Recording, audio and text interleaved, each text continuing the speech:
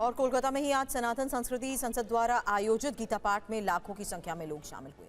इसी कार्यक्रम में बंगाल के राज्यपाल सीवी आनंद बोस के साथ धीरेन्द्र शास्त्री मौजूद रहे। पश्चिम बंगाल की राजधानी कोलकाता में आज हिंदुओं के आध्यात्मिक जागरण के लिए भगवत गीता का पाठ आयोजित किया गया है। इसमें करीब 5 लाख श्रद्धालुओं के शामिल होने का अनुमान है। हालांकि इस आयोजन की टाइमिंग को लेकर सवाल खड़े हो रहे हैं।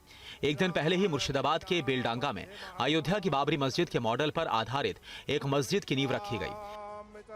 सनातन संस्कृति संसद नाम की संस्था की ओर से इस सामूहिक गीता पाठ कार्यक्रम का आयोजन किया गया और इसका मकसद आम लोगों तक सनातन धर्म की मूल भावना और गीता के संदेशों को पहुंचाना है। आपको बता दें कि ब्रिगेड परेड ग्राउंड में पिछली बार 24 दिसंबर 2023 को सामूहिक गीता पाठ कार्यक्रम आयोजित किया गया था और इसमें लगभग 1 लाख लोगों ने भाग लिया था।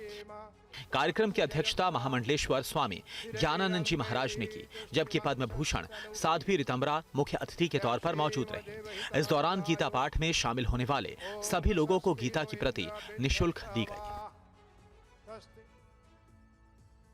इस गीता पाठ में पहुंचे बागेश्वर धाम के पीठाधीश्वर धीरेन्द्र कृष्ण शास्त्री ने क्या कहा, सुनिए।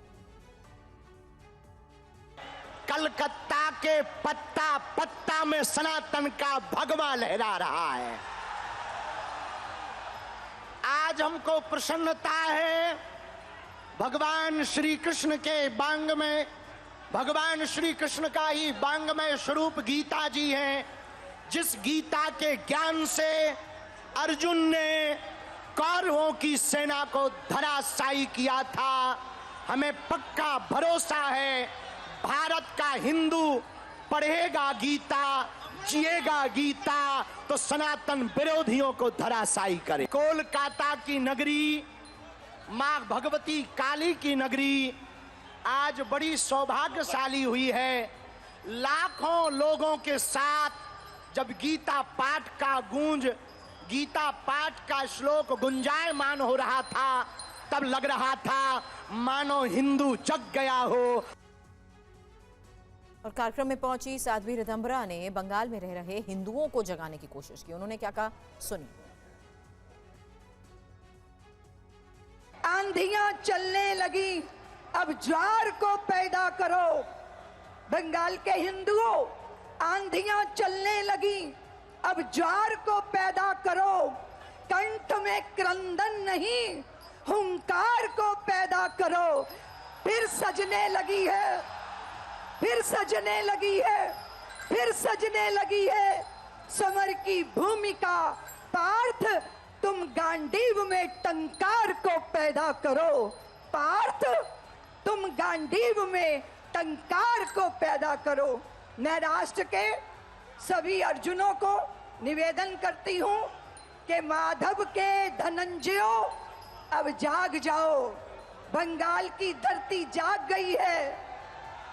संतों के नेतृत्व में आज हम अपनी आंतरिक स्वतंत्रता की घोषणा कर रहे हैं। जम्मू कश्मीर ने आज JKPSC ने संयुक्त प्रतियोगी परीक्षा का आयोजन किया और राज्य भर से हजारों छात्र इस परीक्षा में शामिल हुए। परीक्षा के बीच उम्र विवाद को लेकर भी सियासत तेज हो गई। उम्र की छूट देने विवाद के बीच जम्मू कश्मीर लोक सेवा आयोग की आज संयुक्त परीक्षा हुई। इस परीक्षा में शामिल होने के लिए हजारों अभ्यर्थी पहुंचे। अधिकतम आयु सीमा को लेकर विवाद के बीच परीक्षा को स्थगित करने की मांग को नजरअंदाज कर अभ्यर्थी परीक्षा में शामिल हुए। इस विवाद को लेकर मुख्यमंत्री उमर अब्दुल्ला और उपराज्यपाल मनोज सिन्हा के बीच विवाद बढ़ता जा रहा है। जम्मू कश्मीर के सियासी दलों ने भी इस पर सवाल उठाया है।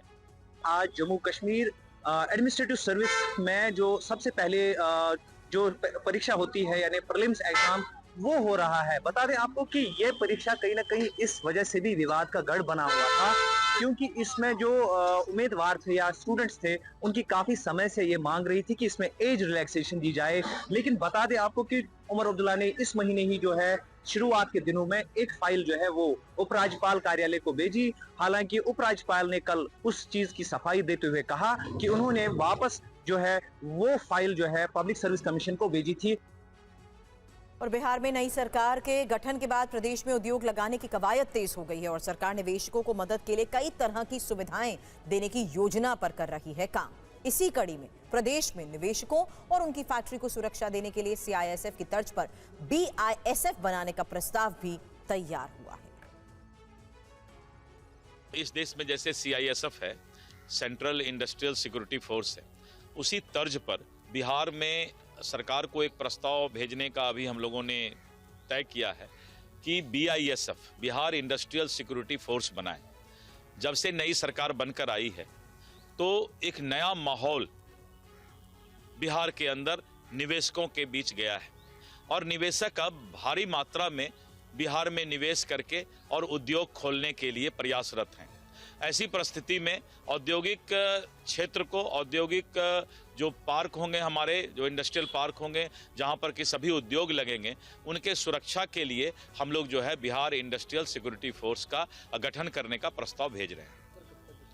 नहीं, हम लोग अभी प्रस्ताव भेजेंगे क्योंकि इसी बीच में तैयारी है। ये आने वाले समय में काफी उद्योग का जाल बिछने वाला है बिहार में, तो ये तैयारी हम लोग शुरू से कर रहे हैं। रक्षा मंत्री राजनाथ सिंह ने आज लेह में बीआरओ के 125 प्रोजेक्ट का उद्घाटन किया। रक्षा मंत्री ने 900 मीटर लंबे शिव टनल को भी हरी झंडी दिखाई और इस मौके पर उन्होंने कहा कि कनेक्टिविटी मजबूत होने से ऑपरेशन सिंदूर में भी सफलता मिली। इस संबंध में मैं ऑपरेशन सिंदूर की चर्चा यहां पर जरूर करना चाहूंगा।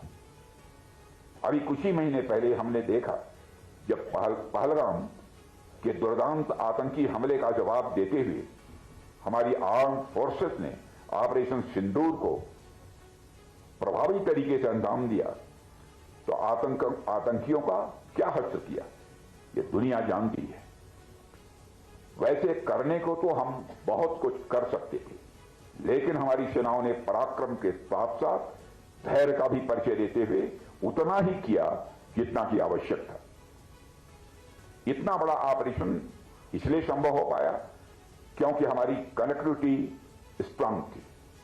हमारी आर्म्ड फोर्सेस के पास सही समय पर लॉजिस्टिक्स को पहुंचाया जा सका। बॉर्डर एरिया के साथ भी हमारी कनेक्टिविटी बनी रही, जिसने ऑपरेशन सिंदूर को ऐतिहासिक सफलता दी है। साथियों, ऑपरेशन सिंदूर के दौरान हमारी आर्म्ड फोर्सेज और सिविल एडमिनिस्ट्रेशन के साथ बॉर्डर एरिया के नागरिकों का जो कोऑर्डिनेशन देखने को मिला है वह भी अपने में इनक्रेडिबल है। मैं लद्दाख के साथ साथ बॉर्डर एरिया के हर नागरिक को हमारी आर्म्ड फोर्सेज का सहयोग देने के लिए आभार प्रकट करता हूं।